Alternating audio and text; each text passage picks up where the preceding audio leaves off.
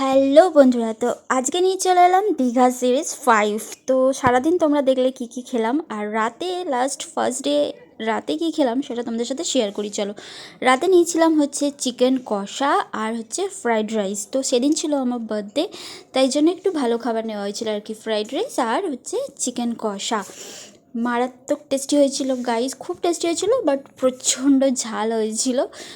তো আমি ঘর থেকে ক্যাডবেরি নিয়ে গেছিলাম, সেটা আমার ব্যাগে ছিল, তারপর আমাকে ক্যাডবেরি খেতে হয়েছিল বন্ধুরা। তো দারুণ টেস্টি হয়েছিল। ওখানে আমার বরকে দিতে যাচ্ছিলাম, দেখলাম ওর মুখে এখনও রয়েছে, তাই জন্য আমি খাচ্ছি। আগে অনেকটা খাওয়া হয়ে গেছে বন্ধুরা, তো এখন এইটুকুনি বাকি আছে, এটা খাবো। আর খুব টেস্টি হয়েছিল। হোটেলের মানে ওই হোটেলের প্রত্যেকটা খাবার খুব টেস্টি, খুব খুব বাইরে খাবার থেকে আমার মনে হয় হোটেলে খাবার অনেকটা ভালো। আর ওদের খুব সীমিত পরিমাণই খাবার, যে অনেক রকম কিছু আছে সেরকম না, খুব ভালো ভালো খাবারই রয়েছে।